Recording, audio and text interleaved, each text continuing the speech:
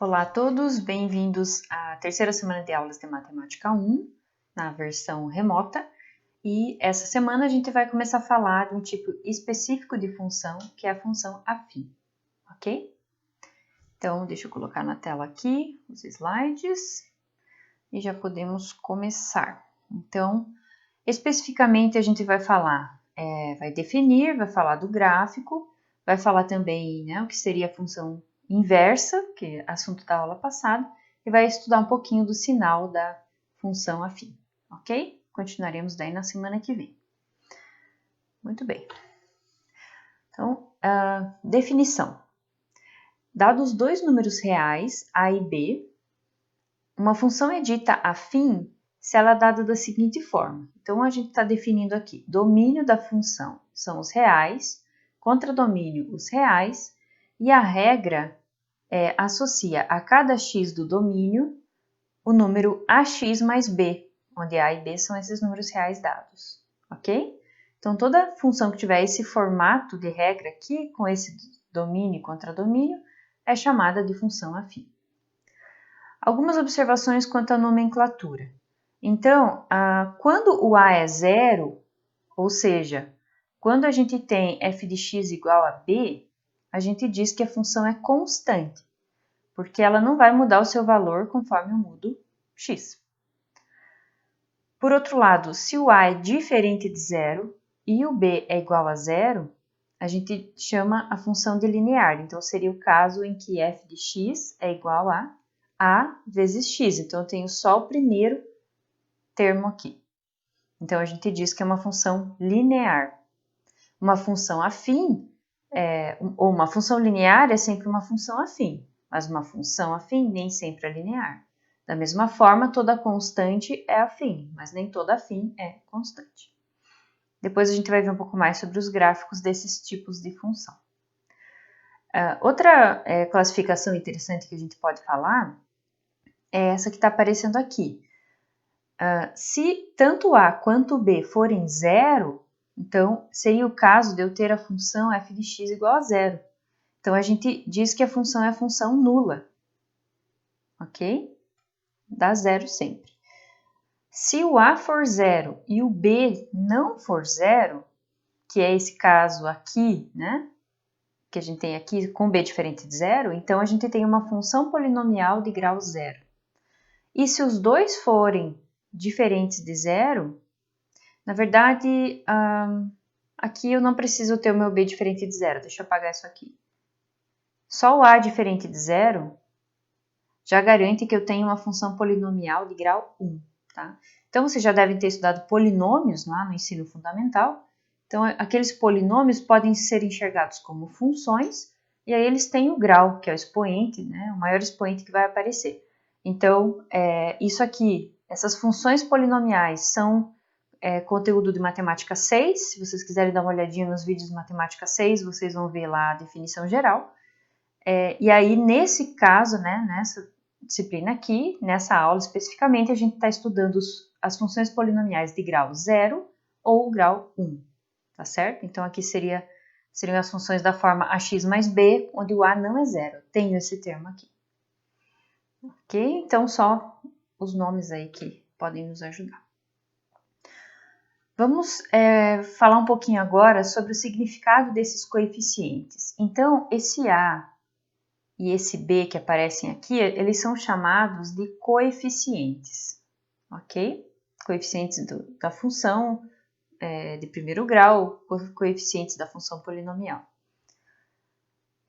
Então, a gente dá nomes para eles. Esse primeiro aqui, que é o a, a gente costuma denotar por a, que é o coeficiente, o número real que acompanha o x, a gente chama ele de coeficiente angular. E o número que é o termo independente, que fica aqui sozinho, sem ter um x com ele, a gente chama de coeficiente linear. Então, vamos trabalhar um pouquinho algebricamente com esses dois números, entender o que eles significam. Vamos começar aqui pelo coeficiente linear. Então, se a gente calcular f em zero, então se eu vier aqui e substituir o meu x por zero, eu vou ter a vezes zero mais b. A vezes zero é zero. Então, esse coeficiente linear, que é o b, ele nada mais é do que o meu f calculado no zero. E no gráfico, o que é o f calculado no zero? Então, se eu for desenhar o gráfico da minha função f, o valor da função no zero é exatamente a interseção com o meu eixo y, meu eixo das imagens.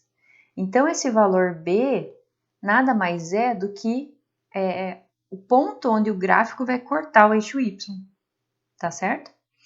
A gente já vai ver depois um pouco mais sobre gráficos, mas essa é a interpretação do nosso coeficiente linear. Agora, o coeficiente angular, ele vai estar associado com a taxa de variação média. Lembram que a gente calculou na primeira aula, onde a gente revisou lá o que viu no presencial, eu mostrei novamente, né, a fórmula da taxa de variação média. Então, taxa de variação média da função f. Aqui eu vou colocar no intervalo x1, x2, qualquer aqui, tá? Então, eu vou pensar aqui no intervalo x1, x2 do meu domínio é reais, então eu vou pensar em qualquer intervalo. E aí, se vocês lembram, a fórmula é assim, f calculado no x2 menos f calculado no x1 sobre x2 menos x1. Parece uma velocidade média, né? Se a minha função aqui fosse a distância. Bom, então vamos fazer a continha agora. Se eu substituir aqui a fórmula, né?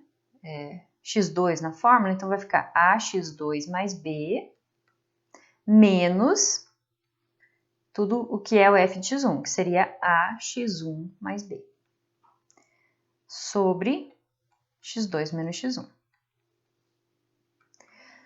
Então, ax2 menos ax1 mais b menos b. Então, esse b nem vai aparecer, porque ele vai zerar, sobre x2 menos x1. Observem que no numerador eu posso colocar o a em evidência. Assim, eu tenho aqui uma parcela comum no numerador e no denominador. Eu posso simplificar a minha fração e eu vou chegar em a. Independente de quem é x2 e quem é x1, né? Eles só não podem ser iguais, né? Porque senão eu não poderia nem escrever isso aqui. Então, x1 e x2 diferentes, tá? Ou seja, o a, o coeficiente angular, ele é chamado, ou ele é igual à taxa de variação média da função. Então, o coeficiente angular, ele está associado com o quanto a minha função varia, com a variação. Enquanto o coeficiente linear, ele está associado com a posição aqui da minha função. Esse nome angular, a gente vai ver que esse nome é assim, né, angular, de ângulo, porque justamente a taxa de variação média vai estar associada com a inclinação do nosso gráfico. Então, com o ângulo que o gráfico vai fazer com o eixo x, tá certo? Então, a gente vai ver isso com mais detalhe geometricamente, mas a parte algébrica seria essa que está aqui. Beleza? Dúvidas, anotem para discutirmos na sexta. Bom, vamos então falar agora do gráfico. Então, aqui, na verdade, não seria a definição, deixei errado aqui, deixa eu apagar. É uma observação ou um teorema, na verdade, que não será demonstrado.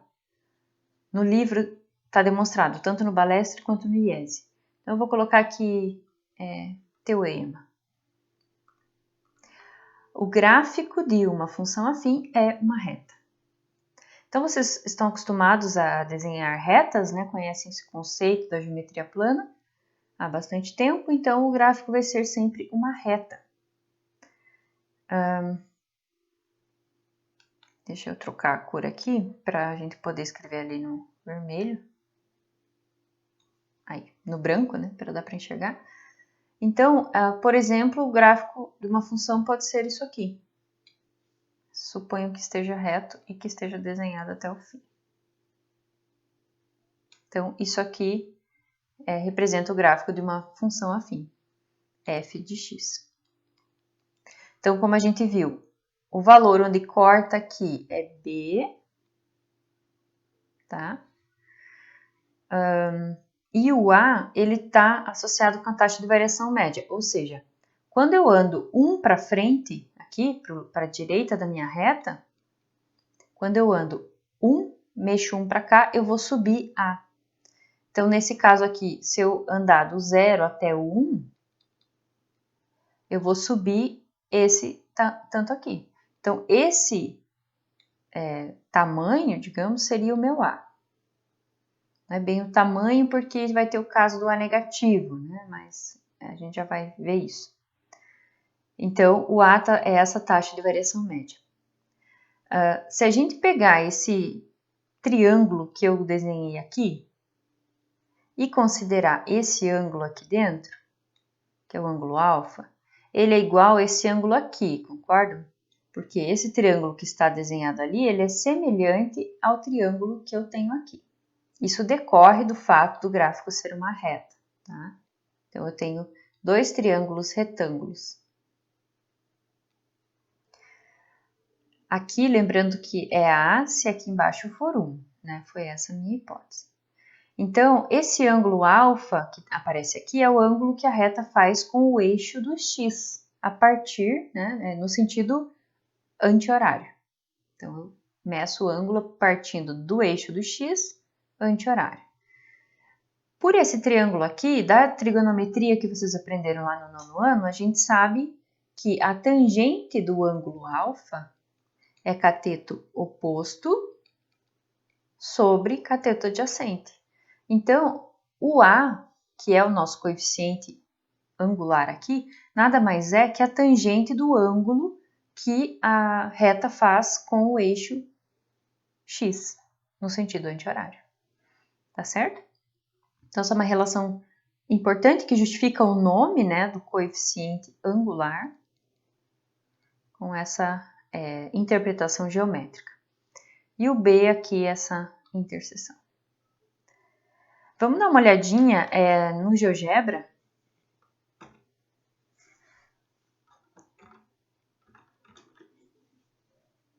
Para ver, né, na prática aqui alguns gráficos. Então, eu criei aqui a função f como ax mais b, e aqui no caso eu estou com a e b iguais a 1, então eu estou com a função x mais 1. O gráfico é essa reta. Corta no 1, porque o b é 1. E quando eu ando 1 para a direita, eu subo 1, que é o valor do a. Observem que se eu aumentar o valor do b, ó, vai mudando. Ó, se o b é 2, vai cortar no 2. Se o b é 3, vai cortar no 3. Como se eu estivesse transladando a minha reta. Quanto mais alto o valor de b, mais para cima, né? Vai a reta, ou mais para esquerda, como queiram interpretar. Se o b for 0, que é o caso da função linear, que é quando a minha função fica só a vezes x, então passa na origem. Isso é uma relação interessante. B igual a 0, função linear, o gráfico passa na origem. E se o b for negativo, então eu vou descendo, ou indo para a direita, né? B igual a menos 2, por exemplo, vai cortar no menos 2. Ok? Então é assim que esse coeficiente, o coeficiente linear, vai influenciar no nosso gráfico. Eu vou deixar o b igual a 1, como estava no início, para agora mexer no a. Então, se eu aumentar o valor do meu a, eu vou aumentando essa inclinação, vai ficando cada vez mais em pé. Então, por exemplo, se o a for 2, observem que quando eu ando aqui do 0 até o 1 no domínio, a imagem andou do 1 até o 3, andou 2, né? Aumentou 2. Se eu continuar aumentando aqui, eu vou aumentando minha inclinação do gráfico. Tá? Então, nossa variável vai até 5 aqui. Se eu diminuir, eu vou diminuindo. Quando é igual a 1, eu tenho, se eu tiver o b igual a 0, deixa eu puxar o b para o 0 aqui, eu tenho exatamente a bissetriz, né, a reta y igual a x, a função identidade. Esse é o gráfico da função identidade. Vou voltar o B aqui para comparar com o que a gente tinha antes. Agora, se eu for diminuindo, se a minha inclinação da reta, se o meu A, coeficiente angular, for menor do que 1, eu tenho uma reta mais deitada, assim. Por exemplo, quando o A é meio, quando eu ando 1 para a direita, quando eu aumento 1 no domínio, eu só subi metade. Então, para eu subir 1, eu tenho que andar 2, porque quando eu ando 2, eu subo metade, que eu subi 1, tá? Continuemos diminuindo. Quando A é 0, lembra como a gente chamava? A função é constante. Então, aí vai ser uma reta horizontal, que dependendo do valor da constante, né? Que no caso é o B que faz esse papel, vai ser mais para cima ou mais para baixo. E agora, quando o A se torna negativo, a inclinação da minha reta ela fica para o outro lado. Então, por exemplo, A igual a menos 1, eu estou... quando eu ando 1 para a direita, o valor da minha função agora diminuiu 1. Estão vendo? Menos 2, ou qualquer outro valor, né? E nesse caso, onde o A é negativo, onde a reta está inclinada aqui para o outro lado, o ângulo vai ser medido da parte aqui do eixo positivo até a reta, né? Como sempre foi, então no sentido anti-horário. Nesse caso, observem que o ângulo vai ser maior do que 90 graus, ok? Então, aquela interpretação de tangente, a gente estaria calculando uma tangente de um ângulo maior do que 90 graus. Isso vocês não viram ainda, né? A gente vai ver em matemática 3, mas isso dá um valor negativo. Tem que ser, porque o A é negativo. Mas só para justificar o nome de coeficiente angular. Se eu continuar aqui tornando ele mais inclinado, ele vai ficando cada vez mais em pé. Uma observação é que uma função afim nunca vai ter um gráfico que é uma reta vertical, porque uma reta vertical não é um gráfico, certo? Muito bem. Então, vamos voltar aqui para a nossa apresentação. Então, só salientando que é uma reta não vertical. Então, uma reta vertical não é função, porque se eu traçar a reta vertical, eu vou encontrar infinitos pontos, tá certo? Então, isso aqui não pode acontecer, isso não é o gráfico de uma função. Mas qualquer reta inclinada ou horizontal é sim o gráfico de uma função afim. Vamos então agora ver um exemplo aqui de algumas funções específicas. Então, eu desenhei aqui 4 funções, não estou dizendo quais foram as fórmulas que eu utilizei, tá? Mas não é a ideia aqui, né? A ideia não é focar nisso. Então, a pergunta é, dentro daqueles nomes que eu falei lá no segundo slide, então, o que seria daqui, né, pelo que a gente viu até agora, o que seria uma função constante? Então, a f1 que está aqui embaixo é uma função constante, a única desse gráfico, desses 4 gráficos. Agora, o que seria uma função linear dessas aqui? Então, a gente sabe que a função linear vai ter que passar na origem. Então, essa aqui, que é a f2, é uma função linear. Ok? A função verde e a azul, então a f3 e a f4, elas não são nem constantes nem lineares, elas são funções afins mais gerais. Então, o que a gente pode dizer sobre a f3, sobre o coeficiente angular dela, é que é um coeficiente angular positivo. Então, o A da f3 aqui é positivo, enquanto o coeficiente angular da nossa f4 é negativo, porque está com essa inclinação aqui.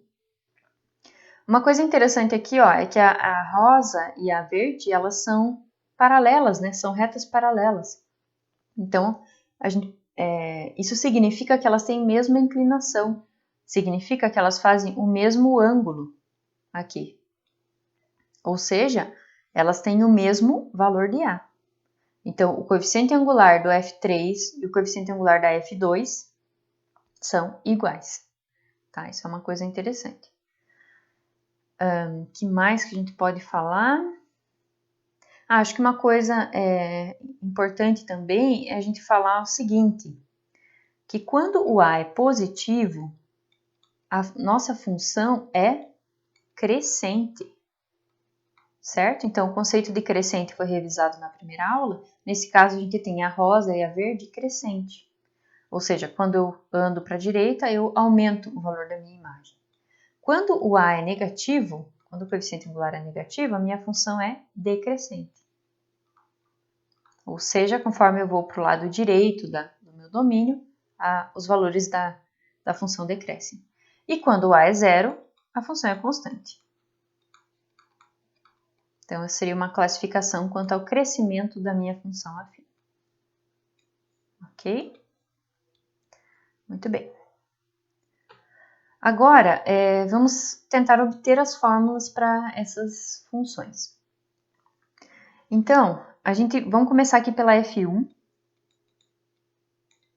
Vamos direto, todas têm domínio real contra domínio real, então vamos direto para a fórmula. A gente já sabe que ela é constante. Qual é o valor da constante? Menos 2. Ok? Agora vamos para F2. F2 a gente sabe que ela é linear, que o B dela é zero, porque cortou no zero, então ela é da forma AX. E quem que é o A dela? Então, um jeito fácil de ver no gráfico é andei 1 para a direita, subi 2. Então, eu sei que é 2x. Tá? Se você não consegue enxergar essa propriedade no gráfico, alternativamente, você poderia pensar o seguinte. Usar um dos pontos aqui envolvidos para te ajudar a calcular. Por exemplo, dá para ver aqui que o F do 2, F2, né? É a rosa, F2 de 2 é 4. Seria esse pontinho aqui. Então, esse ponto pertencer ao gráfico significa que F2 calculado em 2 dá o valor 4. Mas F2 de 2 usando a fórmula aqui, A vezes 2. Então, dessa igualdade, a gente tiraria que o A é 2, como já tínhamos observado geometricamente. Tá certo? Agora, a F3, bom, a gente já sabe que, como elas são paralelas, o A é igual, né? Então, o F3 de x vai ser da forma ax mais b, que é uma reta, então também vai ter o coeficiente angular 2, assim como a F2 tinha. Só que corta agora no 1, então eu sei que o meu B é 1. Ok? E por último, a F4, a gente sabe que o A é negativo, poderia ver pelo gráfico aqui qual é o valor, mas eu vou fazer aqui um pouquinho diferente para a gente treinar mais uma forma de obtenção da expressão da minha função.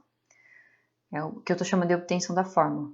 Então, eu posso identificar dois pontos que pertencem ao meu gráfico. Por exemplo, eu tenho aqui esse ponto que pertence ao meu gráfico e esse aqui, na F4. Então, eu sei que, eu vou escrever aqui para ter espaço, que F4 de 0 é 2 e que F4 de 1 é 1. Isso vai nos gerar um sistema a partir dessa fórmula, que é o seguinte. Se eu aplicar, então, F4 no zero, eu vou substituir zero aqui, vai ficar A vezes 0 mais B. Isso tem que ser 2.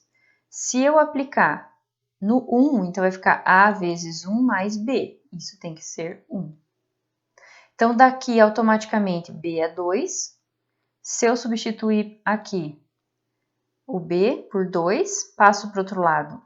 1 menos 2 fica menos 1, então A ficou igual a menos 1.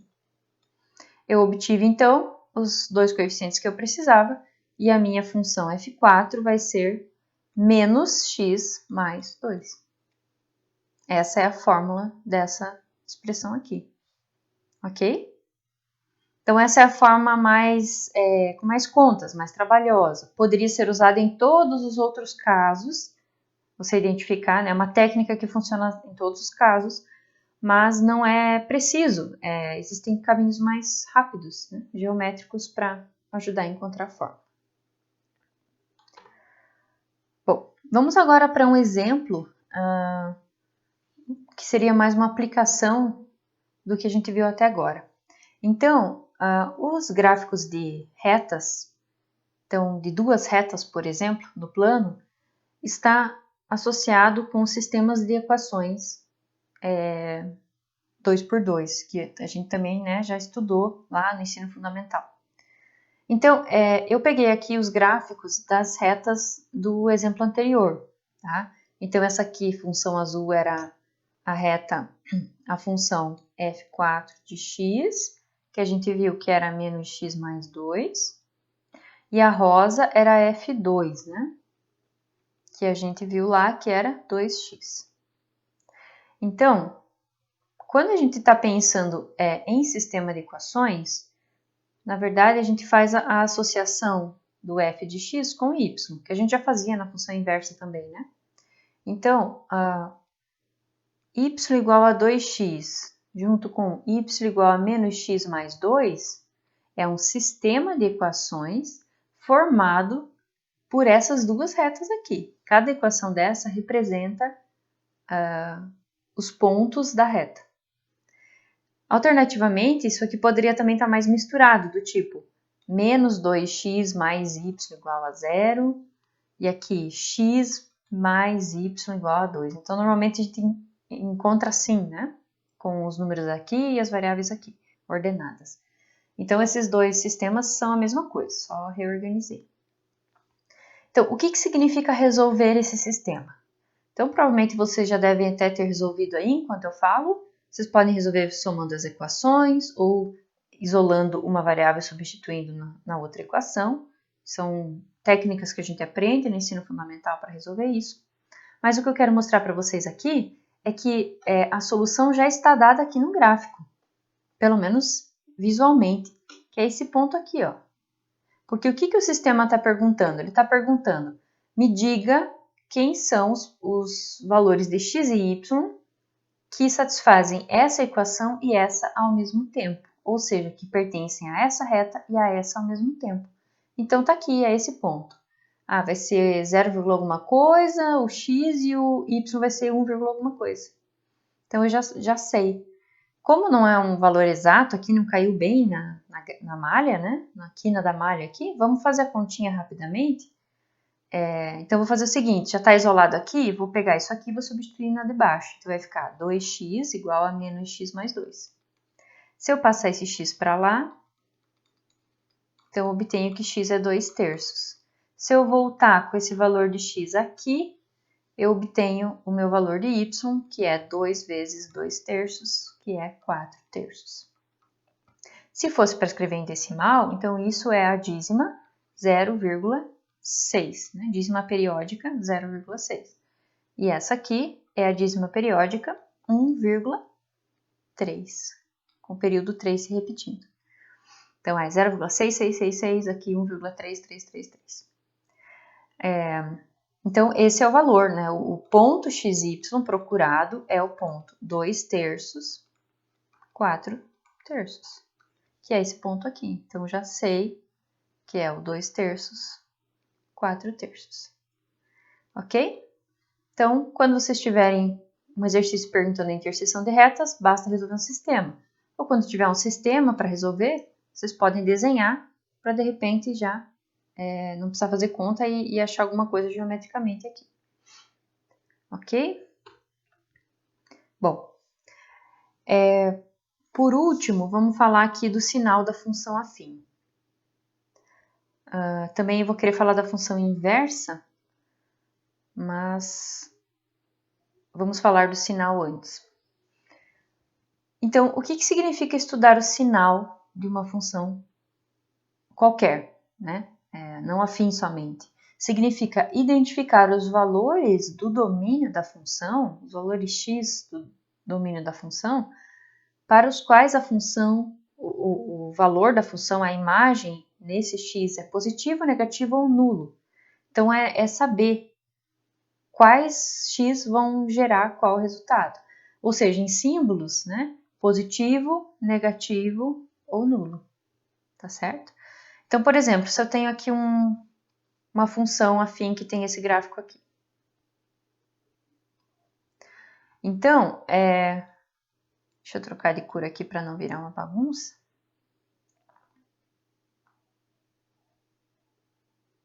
Vou pegar esse azulzinho aqui. Então, a gente está vendo que o valor da nossa função é negativo, ou seja, está abaixo do eixo x aqui, até aqui. Então, toda essa parte aqui, todos os x que moram nesse intervalo, eles vão dar um valor negativo para o f de x. Aí aqui eu tenho um ponto, vou deixar essa bolinha aberta, onde a função vai ser nula, então essa é a minha função f. E depois, a partir daqui, eu tenho valores de x que vão fazer a imagem da minha função ser positiva. Tá? Então, essa é a ideia. Eu preciso saber, e no caso da função afim, é relativamente fácil. Por quê? Porque o gráfico é uma reta, então ele não pode fazer muita bagunça aqui, né? Eu não vou ter sobe, desce, vários pedacinhos. Ou ela sobe e era negativa e se torna positiva, ou ela desce, era positiva e se torna negativa. Ou ainda eu tenho uma função constante, que daí é um caso onde eu não tenho mudança de sinal. Tá? A gente vai voltar a fazer estudo de sinal para funções quadráticas, para funções polinomiais. Então, é importante entender esse conceito, nesse caso mais simples das funções afins, para depois não sofrer lá na frente. Tá? A gente já vai ver alguns exemplos. Então, eu peguei aqui as funções que a gente já trabalhou, né, nos exemplos anteriores. Então, agora eu já escrevi as fórmulas. Se vocês perceberem, acho que quando eu compartilhei a tela do GeoGebra, as fórmulas estavam lá, né? Então, quando a gente foi encontrar as fórmulas, na verdade, já teve uma colinha antes. Enfim, de qualquer forma, elas estão aqui. Então, essa é a função 2x. Lembram da rosinha que passava na origem, porque é uma função linear. Deixa eu pegar uma cor mais escura aqui para poder desenhar no branco. Então, vejam, aqui eu tenho um zoom no eixo x, porque não me importa qual é o valor exatamente.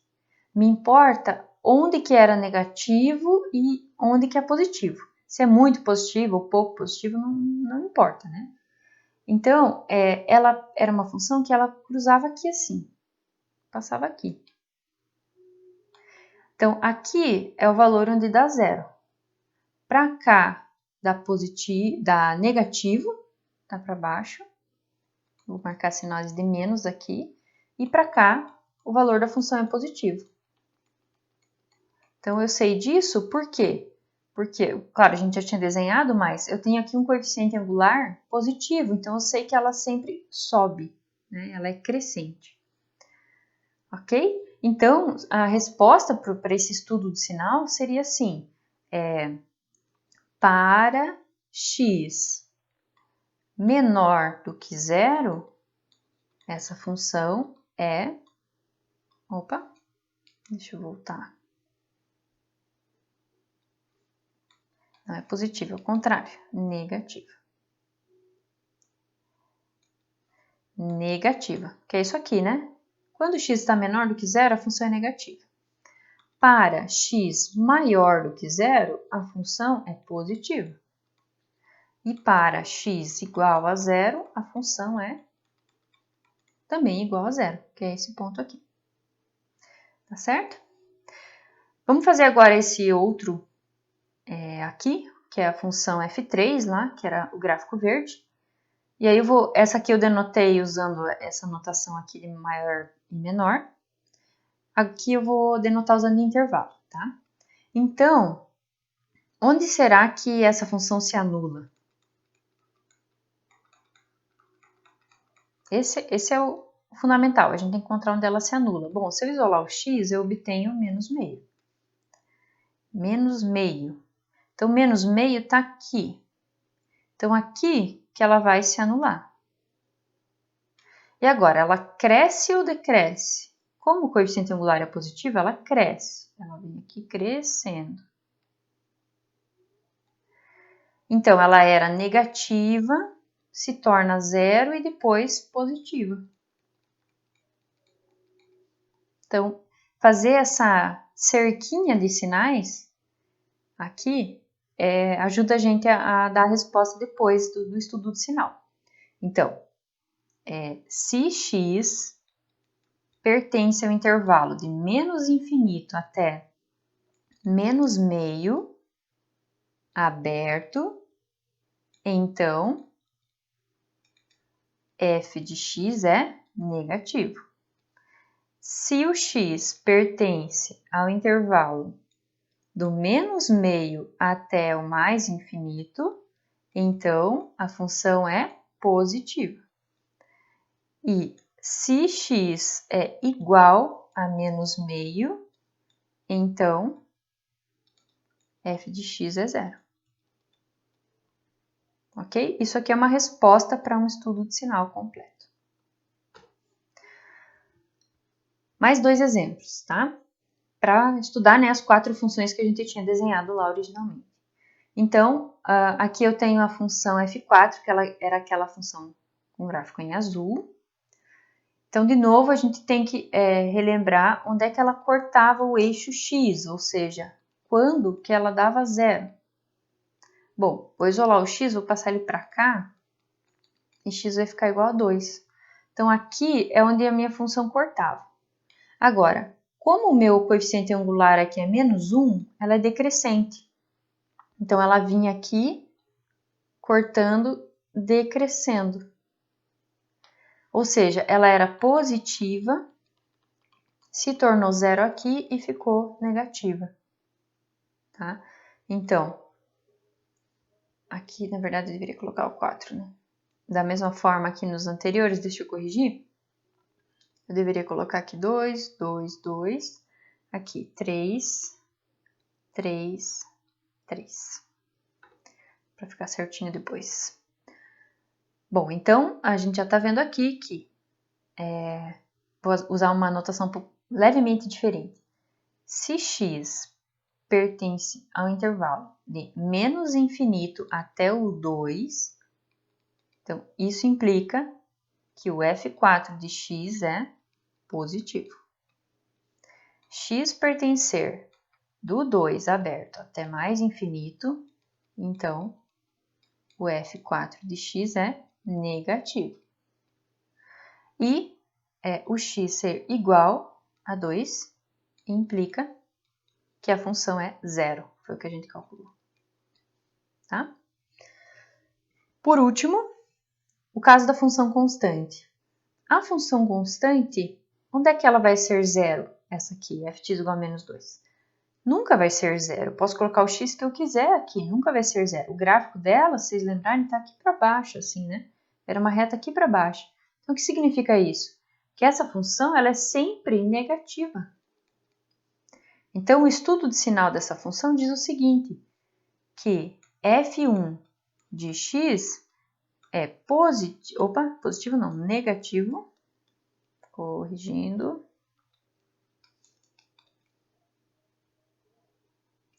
Então, essa função é negativa para todo x no seu domínio. Certo? Então, outra anotação aqui para a gente relembrar um pouquinho. Então, essa é a ideia do estudo de sinal. Isso vai evoluir depois para estudo de inequações de funções afins. Na próxima aula, a gente vai estudar vários tipos de inequações. Porque o que a gente está fazendo aqui nada mais é do que resolver essa inequação, por exemplo. Então, quando que isso aqui é positivo? Se x está nesse intervalo. Tá? Então, é meio que pensar o contrário de uma solução de inequação. E a gente vai evoluir para isso na próxima aula. Para terminar, Vamos falar então de função inversa, né? Já estou aqui na tela final, acabei esquecendo de fazer um slide para isso, mas vamos aqui no cantinho fazer o seguinte. Então, eu tenho aqui o meu plano cartesiano, com a minha reta y igual a x aqui, que é aquele espelho para as funções, para a gente achar o gráfico da inversa, né? Então, digamos que eu tenho uma função que é... Vou desenhar aqui de outra cor. Então, vou trocar a cor para o azulzinho. Então, digamos que eu tenho uma função aqui, afim, que seja dessa forma. Então, quem que é a inversa? A inversa vai ser o meu reflexo aqui. Não está bem reflexo, mas pensem que está. Ou seja, a inversa de uma função afim é também uma função afim. Aqui no caso, eu estou com os dois cortando aqui em cima, né? Mas eu poderia ter casos onde a função não é linear. Deixa eu colocar uma cor aqui diferente para não misturar. Vou pegar o amarelo. Então, digamos que eu tenho uma função g que corte... Vamos pensar aqui que ela tem inclinação 1 e corta aqui, tá? Então, o reflexo vai ser paralelo do outro lado, certo? Esse é o reflexo. Então, tem uma reta, a inversa é uma reta. Tá certo? Então, assim, podemos fazer alguns exemplos, acho que vou deixar para a próxima aula, que essa aula já está longa, alguns exemplos de continhas com função inversa, tá? Mas o fundamental é que a inversa de uma afim é ainda uma função afim. E aí, a gente fazer algumas continhas, eu coloco algum exercício, né? Onde a gente vai fazer aquela coisa. Por exemplo, essa função, para eu achar a inversa dela, vocês já fizeram esse tipo de conta, então eu vou isolar o meu x aqui. Essa vai ser a inversa da minha função afim. Então, quando eu tinha aqui um coeficiente angular 2 na função original, na minha inversa eu tenho coeficiente angular meio. Então, a gente consegue até achar uma fórmula para a inversa, né? Se eu tenho aqui ax mais b, isolando x, você tem uma fórmula pronta para a inversa. Só que o meu objetivo não é esse, né? Não é a gente decorar fórmulas, é a gente decorar o processo, né? Aprender o processo. Então, vocês já trabalharam com função inversa, as funções inversas de afins são funções afins. Tem o caso das funções horizontais aqui, que seriam as funções constantes, elas não são injetoras, então elas não vão ter inversa, tá? Então, no caso de constante não tem. Mas das outras todas, que são inclinadas, eu tenho sim uma função inversa. Ok? Então, por hoje seria isso. Anotem suas dúvidas para que a gente possa conversar na sexta-feira. Beleza? Então, até lá e até o próximo vídeo também.